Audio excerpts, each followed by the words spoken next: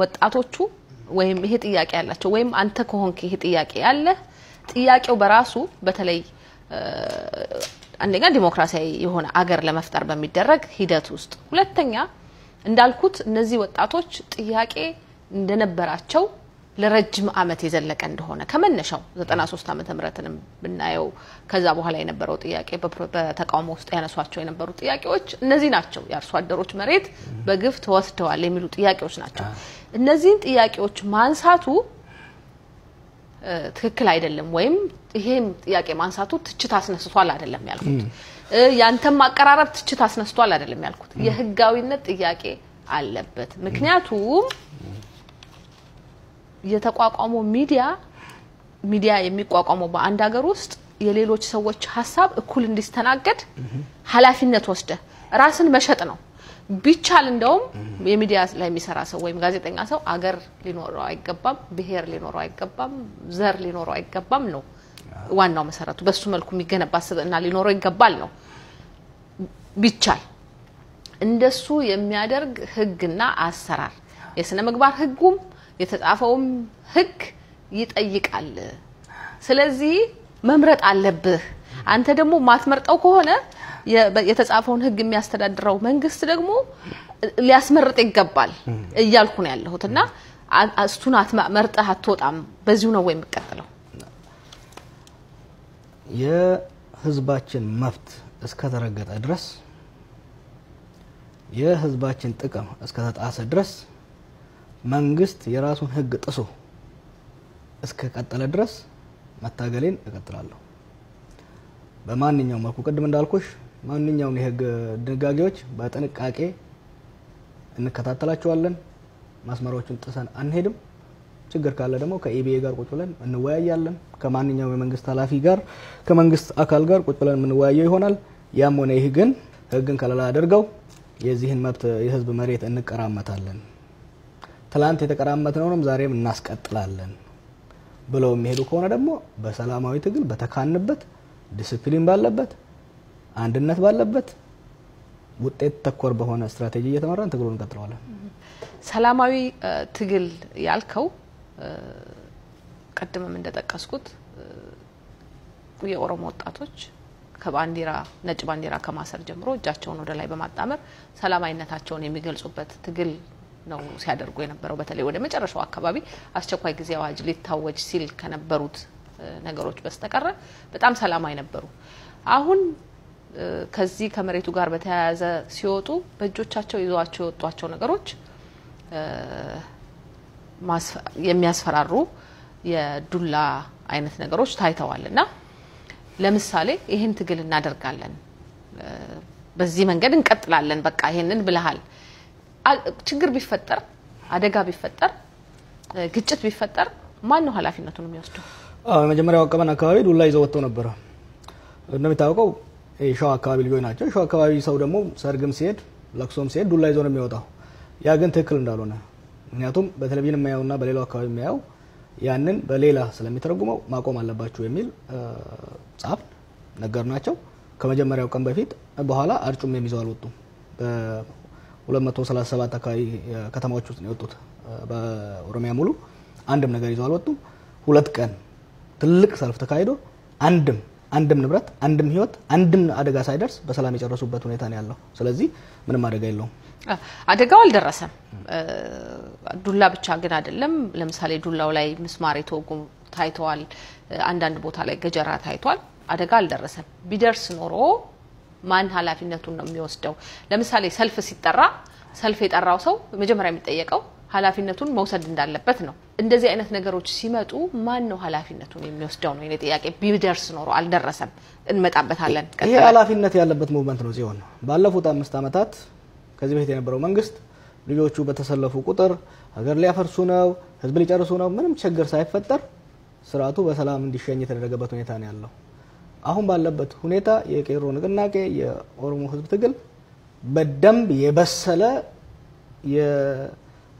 የሰላማዊ ትግል ዲሲፕሊን ያመጣ ነው ይሄን ደግሞ በተጨባጭ ታይቷል ምን ማድረግ አለበት ይሄ ህዝብ ይሄ ወጣት ምን ማድረግ አለበት በቲዮሪ ሳይሆን በተጨባጭ ዓለም ያደነቀውን ብዙ ችግር ለመፍጠር የመንግስት ኤጀንቶች ያደረጉትን ሁሉ አክሽፎ ለውጥ ማምጣት ተችሏል። ለለፉት 6-7 ወራት 8 ወራት ደግሞ ይሄ ትግል ይሄ ሽግግር እንዲሳካ ሲባል ያሉትን ጥያቄዎች በሙሉ አራክፎ ጸጥ ብሎ ተረጋግቶ ኖሯል።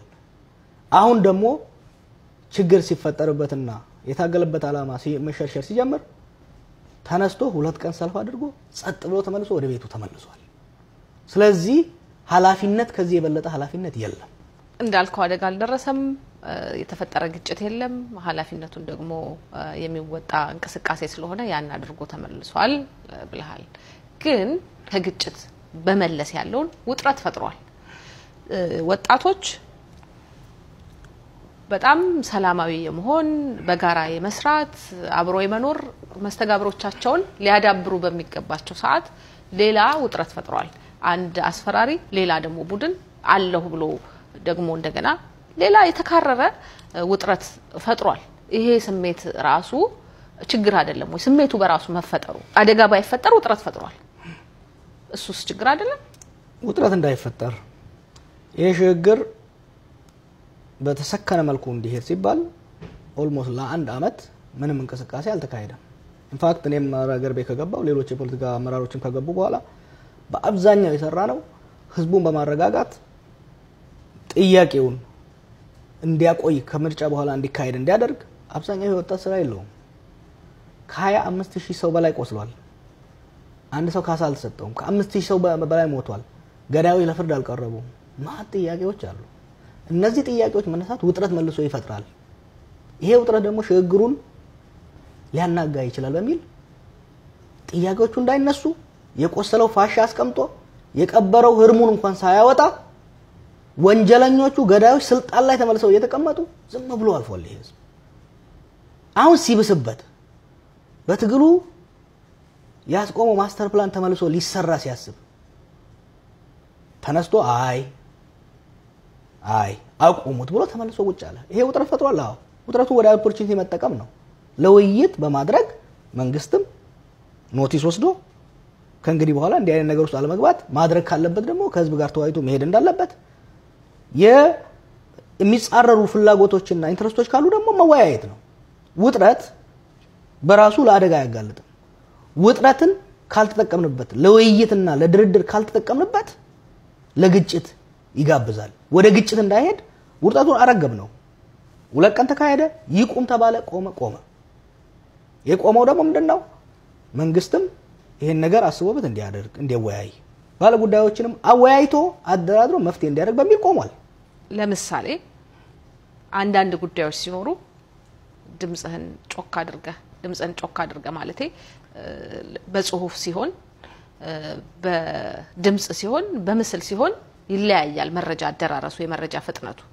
ስለዚህ በምስል መተህ ድምጽን ጮክ አድርገህ በቁጣ የምትናገራቸው የምታስተላልፋቸው መልእክቶች አሉ። ለምሳሌ መንግስት ላይ የማትስማማቸው ቡድኖች ላይ እንደዚህ ሲሆን እነዚህን ወጣቶች ግን ጽፈናል ተው ዱላ ያስፈልግም ይሄን ነገር መያዝ ያስፈልግም ብለን ጽፈናል አልክ። ግን ፐብሊክሊ መተህ ያወገስክበት ሁኔታም የለም። ለምንድን ነው እንደሱ አላደረገም? ዱላ ይዘው ወጡ። ዱላ ተው ተባለ።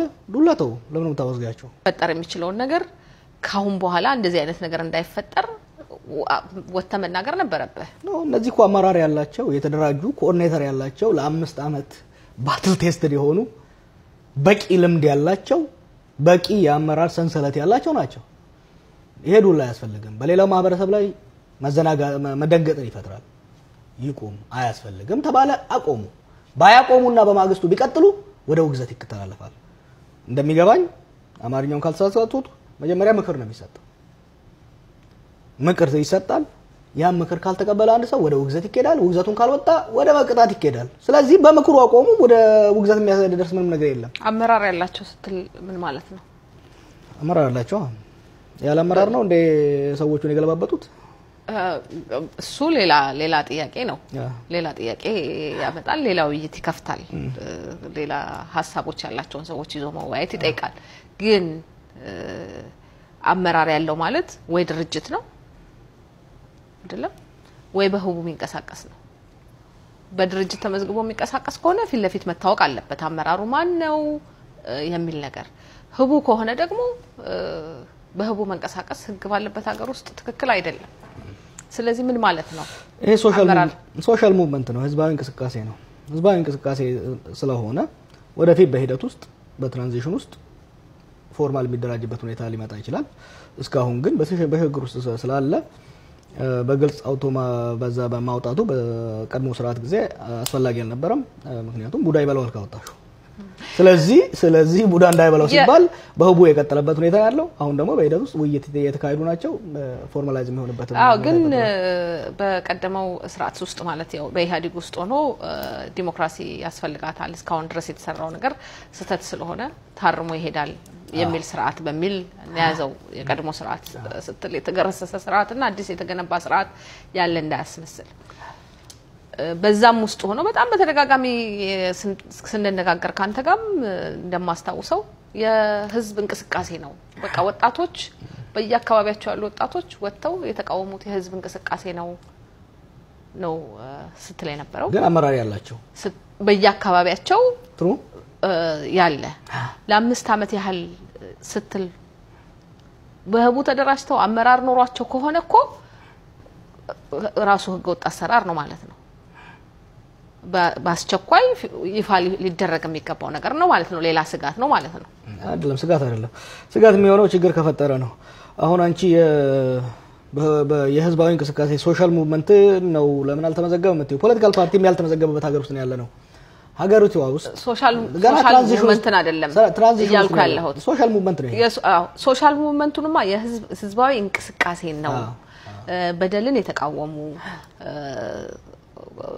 ግፍ የደረሰባቸው ሰዎች የፈጠሩት የሶሻል ሙቭመንት የማህበራዊ እንቅስቃሴ ነው በሚለውማ ነው አሁን ኳንተ ያልከኛል ለአምስት አመት ያህል ኔትወርክ ዘርግተው አመራር ያለው ይያልከኝ ነው እሱ ከሆነ ደግሞ ይፋ መደረግ አለበት ነው ሶሻል ሙቭመንት ነው ኮኦርዲኔተርስ አሉት ከዚህ በፊት እንደሚታወቀው አደረጃጀት ጎጓደ ሊቀመንበር ከዛ እስከ ሴንትራል ኮሚቴ እንደዛ አይደለም ይሄ የማህበራዊ አደረጃጀት ማህበራዊ ቤዝ ያለው የማህበራዊ ጥቅሞችን ለመከላከል የሚንቀሳቀስ ንቅናቄ ነው ልክ እንደ ማንኛውም የሀገሪቱ ሂደቶች ውስጥ በሂደት ራሱን እየለወጠ የሚሄድበት አካሄድ ሊመጣ ይችላል ሊመጣም ይገባል እስካሁን አይደለም ማህበራዊ እንቅስቃሴዎች ፖለቲካል ፓርቲዎች ራሱ አልተቋቋሙም 107 ፖለቲካል ፓርቲ ኢትዮጵያ እየተንቀሳቀሰ ነው ከነሱ ውስጥ የተመዘገቡት ስንት ናቸው ስለዚህ በሂደት መሰራት ያለባቸው ምን የዚህ እንቅስቃሴ ፊውቸር ምንድን መሆን አለበት ሚል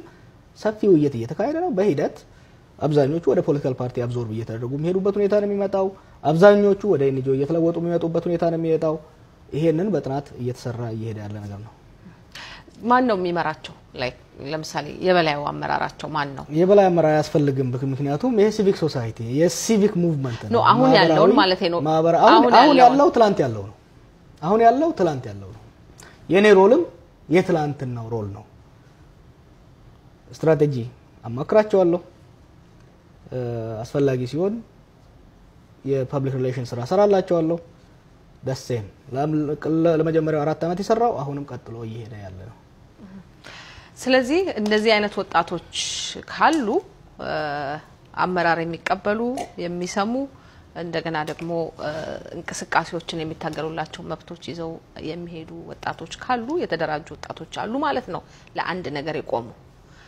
እንደዚህ አይነት ወጣቶች ባሉበት ሁኔታ ወደ ሚዛናዊ ዘገባን መጣበታለን ቅድም ያስቀመጥኩትን ሐሳብ ከዘገባው በተጨማሪ የሚደረጉ ውይይቶች አሉ እነዛ ውይይቶች ለምሳሌ የአዲስ አበባ ዙሪያ የመሬት ጥያቄ ከሆነ ጥያቄው ወይም የሌሎች የኦሮሚያ ክልል ከተሞች ያስተዳደር ሁኔታ ከሆነ ጥያቄው የሚነሳው በውይይት የህግ ባለሙያዎች ከሆኑ ምትጋብዟቸው አንተ የምትሳተፍባቸው ውይይቶች ላይ እነዛ ሰዎች በጣም ተመሳሳይ ሐሳብ ያላቸው እንወክላለን የሚሉትን ማህበረሰብ ጉዳይ ይዘው የሚመጡ ናቸው በዛ ንግግሮች ውስጥ ደግሞ የሚጠቀሟቸው ቃላቶች አሉ ለምሳሌ መጤ ሰፋሪ ባዕዳን በነገራችን ላይ ማን ነው ጠላቶቻችን ባዕዳን የሚባል ቃላት አለ እሱን እስቲ ጠይቀሃለሁ ታብራራልኛል ማን ነው ጠላት በአንድ ሀገር ውስጥ የሚለው እና እንደዚህ አይነት ቃላቶች ወደ ማህበረሰቡ ሲወርዱ በመካረር ደረጃ በተመሳሳይ አቻ በሆኑ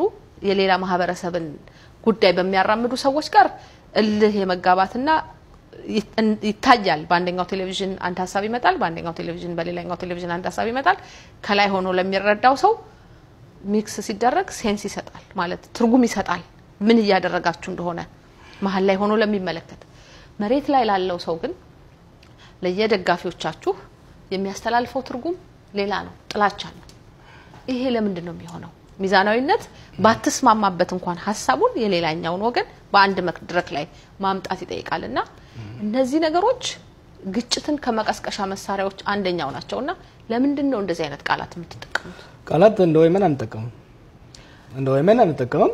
ቆይ ጀዋር እሱ ውይይቶች አሉ ለምሳሌ ወይም በፌስቡክ ላይ በኦኤምኤን ፌስቡክ ላይ ገብታችሁ የምታደርጓቸው ውይይቶች አሉ።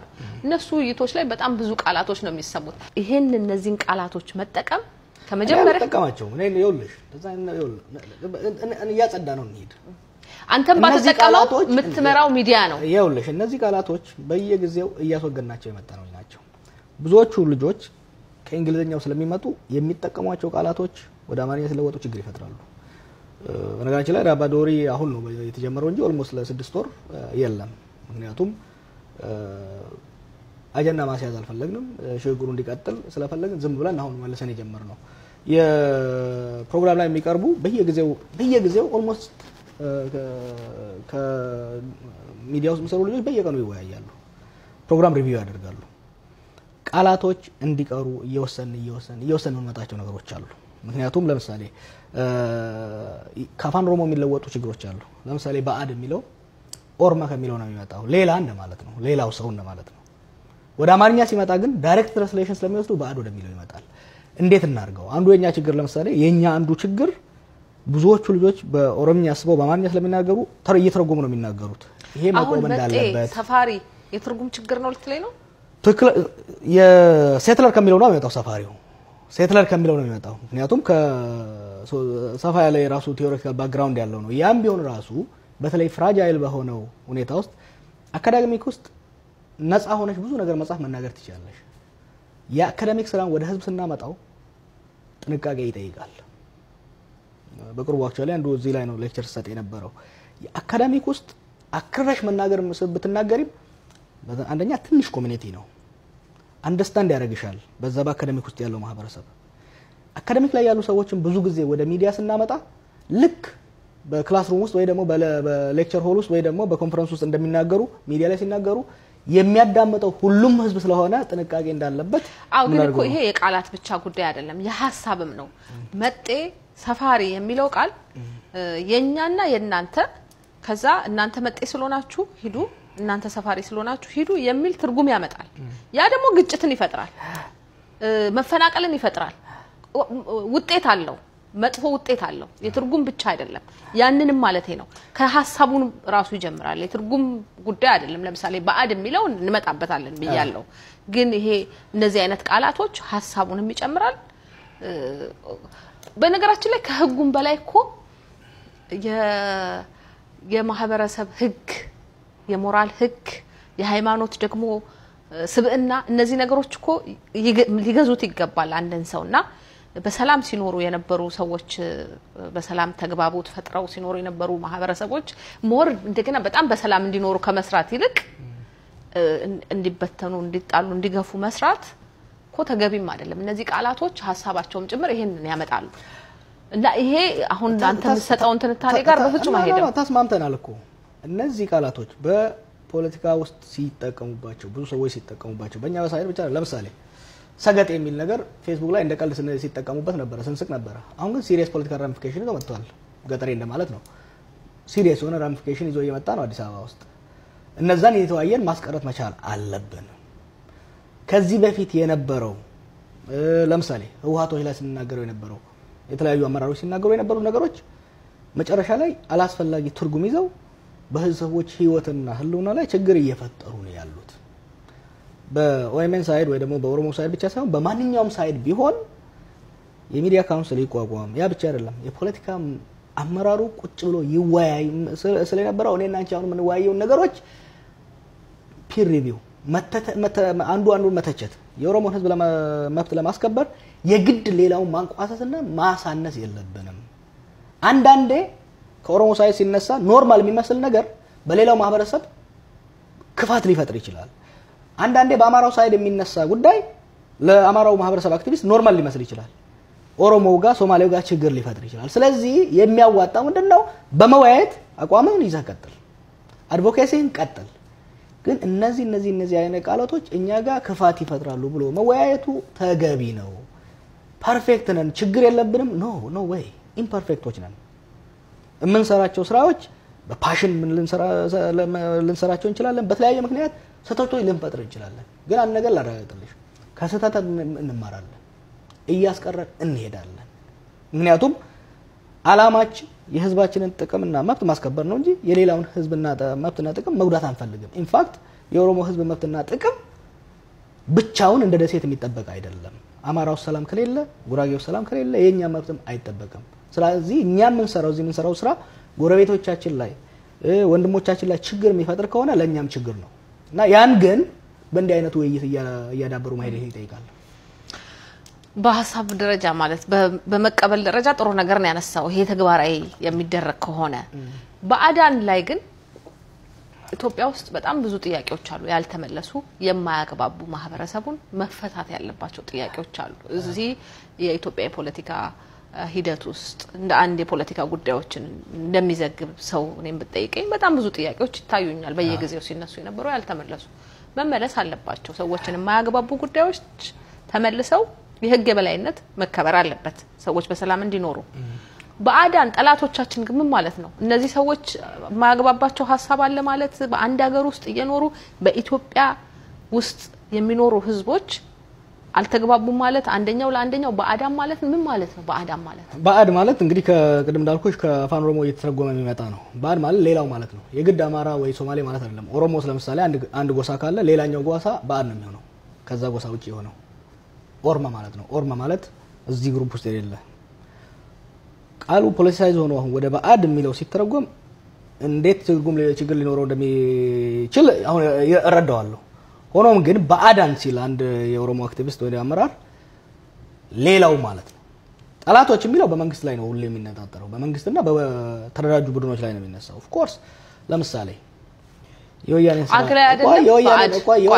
በአድን ጨርሰን እንዴ በአድ ማለት በዚህ ከተስማማን አግላይ ከሆነ ሌላ ትርጉም የሚያሰጠው ከሆነ በማህበረሰብ ውስጥ ማስወገድ ያስፈልጋል እሱም ብቻ አይደለም ቅድም ያመጣሽው መጤ የሚለውን ሰፋሪ የሚሉ ነገሮች መወገድ አለባቸው ካለው አሁን ፖለቲካ አቋም በማንኛውም ሳይድ ቢሆን መወገድ አለባቸው የትልቁ ነገር ግን መረዳት ያለብን ምንድነው የፖለቲክስ ኤልዌይስ አዘሪንግ አለው ይሄ ችግር ይፈጥራል እነዚህ መፍታት የሚቻለው ግን ዝም ብሎ አንዱ ዛ ቁጭ ብሎ አንዱ መመተቸት አንዱ ዛ ቁጭ ብሎ አንዱ መመተቸት አይደለም አብሮ ቁጭ ብሎ በማማማር የፖለቲካ ውድድርና ፉክክር ሽኩቻ ይቀጥላል ፉክክርና ሽኩቻ ወደ ግጭት እንዳይገባ ከተፈለገ በመወያየት ይሄ የምትጠቀሙት ቃላት ከናንተ ጥቅም ማስከበር አልፎ የኛ ማህበረሰብ ይጎዳል ያስከፋል ይሄ ያካሄዳችሁ የሚለውን እኛም አሁን አንቺ እነዚህ ስለተቀመጥኩ እንጂ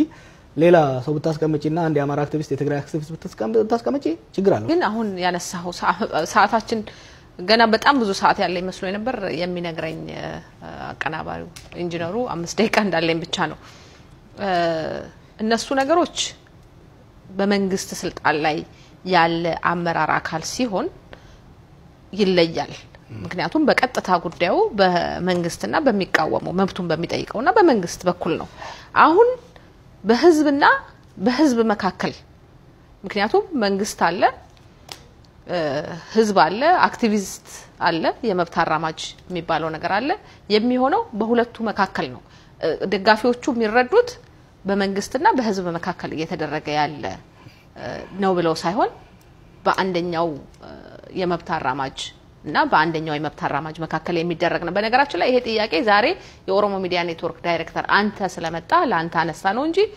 ሌላውን ቢመጣ ይሄንን ተመሳሳይ ጥያቄ ነው የምናነሳው እንደዚህ አይነት የሚዲያ ጦርነት የሚፈጥረው ነገር ከሚዲያው ከሚፈለግበት ተግባር ውጪ አልፎ የሚዲያ ጦርነት ሲከፍት የሚመጣውን ማህበረሰቡም ሊረዳው ይገባል ሌላውም ሊረዳው ይገባልና በተመሳሳይ ቢመጡ ተመሳሳይ ጥያቄዎችን ነው የምንሰነዝረው ሌላውንም ተመሳሳይ ጥያቄ እንጠይቃለን ማለት ነው ያለን ሰዓት ግን ስለተጠናቀቀ አሁን ባወራናቸው አሁን በተነጋገርንባቸው ሐሳቦች ዙሪያ ወደፊት ምንድነው ሚዲያን በተመለከተ ኃላፊነትን ለመውሰድ የምትገባው ቃልም ሊሆን ይችላል እነዚህን ያመንክባቸውን ጉዳዮች ማለት ነው የመጀመሪያ ኦኤምኤን ከማንኛውም ሚዲያ ካመዛዘን ነው የተሻለ አሰራር አለው ብዬ ነው የማስበው ይሄንን ደግሞ ኢቢኤም ብቻ ሳይሆን ኢንፋክት ማንኛውም ገለልተኛ ወደ ቡድን ቁጭ ብሎ እንዲመዝነው ፈልጋለሁ በተለይ በሴም ዌቭ ላይ ካሉ ሚዲያዎች የተሻለ